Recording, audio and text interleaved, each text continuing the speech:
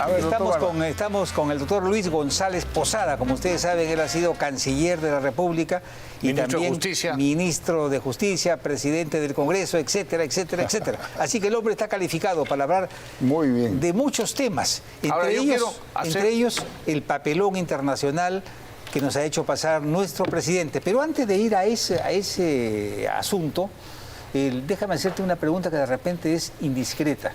¿Puedes decir por quién vas a votar el próximo domingo? ¿O no? ¿O el APRA se calla la boca? No, sin ningún problema. ¿No? Por López Aliaga. ¿Por qué?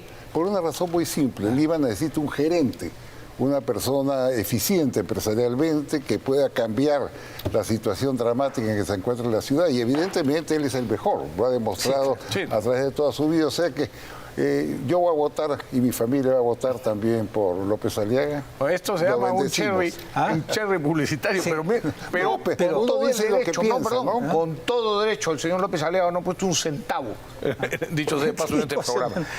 Pero bueno, yo quiero saber una cosa, porque ayer celebramos en Willax Televisión los 12 años de funcionamiento del canal. Y dicho sea de paso, el doctor Barba se excusó, no pudo asistir, pero nosotros, Rey con Barba, celebramos 11 años, ¿no? de programa. Somos los decanos. Casi fundadores. Sí, claro, casi fundadores. Decanos por supuesto, del programa. Y el señor César Campos, periodista César Campos, junto con el gran humorista Tulio Loza, nos comentaron una serie de cosas del ex canciller. Bueno, no sé si tiene usted alguna opinión sobre eso. Simplemente que han estado dos cómicos juntos, ¿no? Bueno, ok, vamos a hablar de eso. Vamos a la broma. Oye, amigo César Campos. Mira, este es un buen resumen del doctor Ernesto Bustamante. De un solo tiro, el presidente Castillo creó conflicto con 4 países de interés para el Perú: Marruecos, Reino Unido, Israel y Rusia. ¿Se equivoca o no? No, decirle algo más, ¿no? La política exterior es absolutamente confusa, errática, contradictoria, por una razón muy simple. Cuando un presidente asume la jefatura de Estado, debe tener claras las ideas en política internacional y debe compatibilizar esas ideas con su canciller, que es el que las ejecuta, ¿no? Yo tengo el absoluto convencimiento de que Castillo ni siquiera ha leído el plan de gobierno del partido que lo llevó al poder, ¿no? De Perú Libre. No tiene idea lo que dice ahí. No creo que él sepa qué cosa es Escazú, qué son los saharauis. Ni la menor idea. Ni la menor idea. Claro. Entonces, saharaui debe ser el nombre de un chifa, una cosa así. O sea, para él, no olvídate. La prueba es muy simple. Rodríguez Mackey lo nombra canciller, lo cual a todos nos causó sorpresa porque Rodríguez Mackey ha expuesto con toda amplitud y claridad su posición sobre el Tratado de Escazú, sobre los saharauis. Y yo me imagino, todos nos imaginamos, que antes de asumir el cargo conversó sobre estos temas. Y él ha dicho lo siguiente. Es con lo que hubieran hecho normalmente. Él ha dicho lo siguiente. No, en el tema de los saharauis le explicó al presidente. Presidente, la decisión que tomaron fue desastrosa. ¿Por qué? Porque se está reconociendo como república a una tribu que vive en Argelia. No la reconoce Naciones Unidas, ningún país europeo, ningún país asiático, ni el Consejo de Seguridad. Entonces, ¿cómo puedes tú reconocer una tribu como república?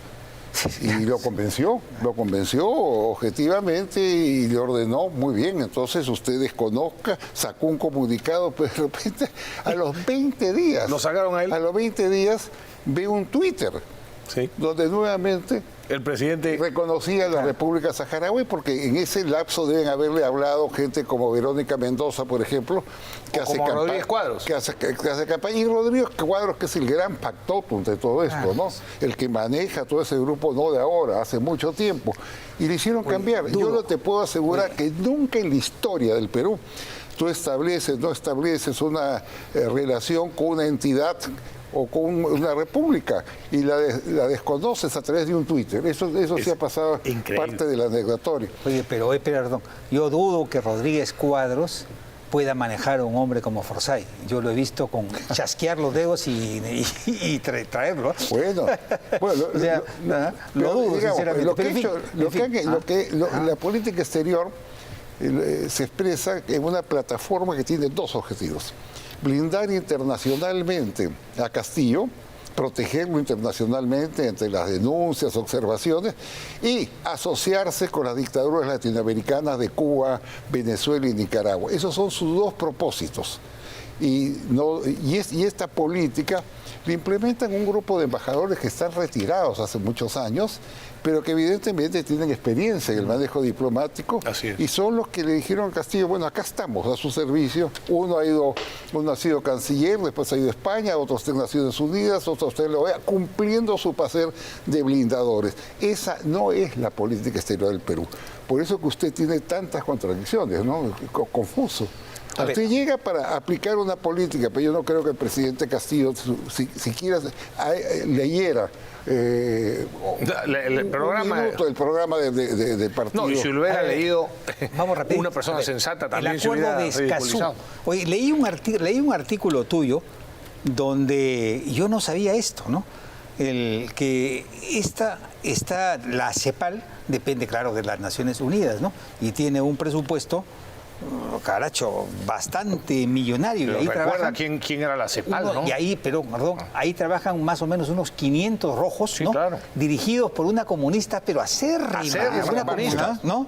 Acérrima. Esta, cuando murió, por ejemplo, Fidel Castro, dijo: se ha apagado una luz en el firmamento, ¿no? Nunca más habrá un hombre de sus características. Cuando se murió Chávez, dijo, ¿no? Y el rostro de América es otro, de que él irrumpió en escena, síntesis de las aspiraciones del pueblo, ¿no? Y que cada vez que va para Cuba dice que su cuerpo, que su espíritu se engrandece aprendiendo del pueblo cubano. Mira, ¿cómo puede ser una persona como esta, ¿no?, dirigir la CEPAL? Y esta es la que está impulsando el acuerdo de Escazú aquí, en el Perú, sí, por ¿no? supuesto. Peor todavía es que algún país le haga caso a una persona ideologizada como esa. Y que además tiene que ser una retrasada mental, Pepe, porque no se pueden decir esas cosas. La CEPAL está integrada por 43 países. ¿Cómo es posible que el secretario general de las Naciones Unidas, habiendo leído lo que tú lo has hecho hace unos momentos, le permite a esa señora activar en estos temas, ¿no? Ella es la promotora del acuerdo de Escazú, es en la fórmula del Foro de Sao Paulo, del Grupo Caviar, y bueno, el acuerdo generó un debate de un año en el Perú y lo rechazó en 2 oportunidades el Congreso, pero también lo rechazó en comunicados las Fuerzas Armadas y los gobiernos regionales, porque lo que pretende el acuerdo no es otra cosa que ONGs extranjeras puedan supervisar, puedan revisar licencias y puedan entrometerse en asuntos de competencia interna, ¿no es cierto? Correcto. Ese acuerdo es muy inferior a las normas legales que tiene el Perú. Nosotros hemos creado el Ministerio del Ambiente, hay un viceministerio de protección ambiental, hay jueces y fiscales que se dedican a esta tarea, pero evidentemente lo que buscan es la intromisión externa, con lo cual pues te harían añicos cualquier inversión minera, ¿no? Ese es el objetivo de ellos. Repito, el acuerdo de Escazú ha sido rechazado y me parece de muy mal gusto que un acuerdo que ha sido rechazado por el Congreso del presidente y archivado internacionalmente, 2 veces, ¿no? hasta 3 me parece. Pero perdón, a ver, cuidado. No digamos que es de mal gusto, no es de mal gusto. Decir que es de mal gusto es desleal. Es desleal, por favor. Es cumplir los objetivos que tienen de destruir la economía peruana. Pero no van a poder, ¿no? Porque esta Comisión de Relaciones Exteriores, y yo he hablado con varios de sus miembros, si lo vuelven a pretender lo volverán a rechazar, por Pero yo decirte algo más, ¿no? Castillo ha cometido errores muy graves, mira. Se ha metido en el tema de Argentina y las Islas Malvinas. Sí.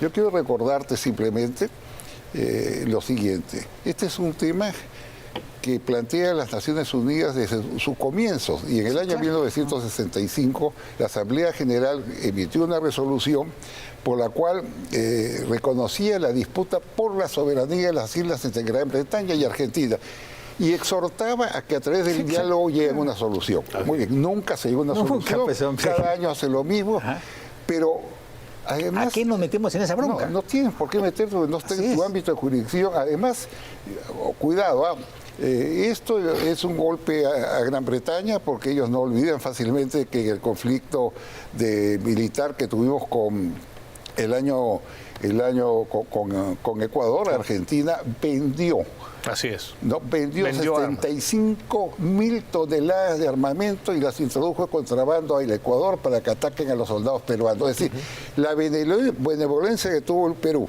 en el conflicto de las Malvinas de a facilitarle 10 aviones de combate Mirage. Fue pagado. Y Exocet. Fue pagado, entre comillas, con los torpedos Exocet con lo que hundieron un buque británico. Al Sheffield.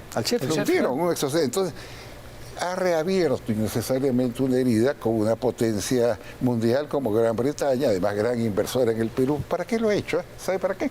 Para guiñarle el ojo a la señora Kirchner, pues. Es un guiño a la señora Kirchner de Argentina. Entonces, estas cosas están ocurriendo. Pretender reconocer una república que no existe es uno de los hechos más disparatados del mundo, ¿no? ¿Dónde va a poner la embajada? Si no tiene territorio, en Tinduf, ¿no? Donde está el Frente Polisario. No hay una sola embajada, presidente Castillo, en el mundo acreditado en esa zona porque no existe la República Saharaui. No se deje llevar usted por una ideologización extrema en temas de política internacional. ¿Está recomendándole? Recomendándolo. Y ese plato que se llama el Frente Polisario es un plato hindú que hace mal, intoxica. Debe pensar que eso que es un plato hindú, ¿verdad? Pues, es que esas cosas, pues, de alguna manera proyectan el alma perturbada del gobierno, ¿no? Y proyectan además que este gobierno en política internacional no refleja el pensamiento, los valores, los principios que siempre han caracterizado a Torre Tagle. Es un gobierno que está a la saga o acoplado a un bloque chavista. Nunca has escuchado al gobierno, por ejemplo, protestar por las barbaridades que están haciendo en Nicaragua, donde inclusive arrestan a sacerdotes y penetran en las iglesias. Obispos. Acá Mudo no ha dicho nada sobre Cuba, donde están procesados cientos de personas y condenados hasta 20 años de cárcel por haber protestado pacíficamente. Y menos sobre Venezuela, ¿no? Donde no solamente te saliste del Grupo de Lima para reconocerlo como presidente legítimo a Maduro, sino que has intercambiado embajadores, a pesar de que cuando hablaba Castillo, circulaba, tú sabes, en Naciones Unidas un informe de las Naciones Unidas, demostrando que el gobierno de Maduro está cometiendo crímenes de lesa humanidad. Pero una forma de blindar a las dictaduras es callar, y eso es lo que están haciendo. Y hay que denunciarlo con toda firmeza, porque los derechos humanos y los valores democráticos son bienes universales. Pero, por favor, amigos televidentes, no subestimen al gobierno del señor Castillo. Si en algo han demostrado ser más inteligentes que nosotros, es en la tarea que se han propuesto, que es la victimización. Y la manipulación. Para victimizarse. Y la manipulación de las instituciones. Ellos han logrado convencer a casi un 40% del país que hay una conspiración contra ellos, claro, que no los dejan gobernar, que hay un Congreso maléfico controlado por demonios que lo quieren votar, ¿no? Y que todos los delitos de los cuales se le acusa son patrañas, son mentiras, ¿no? Y entonces hay casi un 40% de gente que se ha comido ese discurso. Un ejemplo, 40% más. Un ejemplo que es patético. Fíjate, pero él mismo sigue con la historia. Va para el Congreso, un acuerdo por el Perú, ¿no? Ay, qué generoso el Congreso que le ha perdonado la vida al ministro del Interior. Siguen posando como buenos, escenificando la película de nosotros somos los buenos, ustedes los malos, para preparar el momento que se den las condiciones para un zarpazo final. Así que, ojo. Pero un hecho que demuestra objetivamente la victimización ocurrió cuando se presentó el primer planteamiento de vacancia, ¿recuerda? Resulta que el presidente de México decidió enviar un avión en auxilio del presidente del Perú con un ministro y con asesores. ¿Y sabe qué dijo? Que lo había hecho porque el presidente Castillo lo había llamado, que lo quería matar por ser indígena, que no le permitían o no le habían pedido permitir que ingrese a Palacio de Gobierno, ni menos al Congreso a juramentar con sombrero, y que las mujeres pitucas en Lima, cuando pasaba se tapaban la nariz. Bueno, se lo creyó López Obrador. Se lo creyó, y que los blancos de Lima, ¿cuáles blancos? No le daban propaganda. No le daban ni la mano, no le daban la mano. Mira cómo le inventó todo un cuento a López Obrador, y López Obrador lo creyó y mandó al ministro de Economía acá al Perú. Tenemos que ir, disculpen, nos tenemos que ir a una pausa. Pausa y regresamos.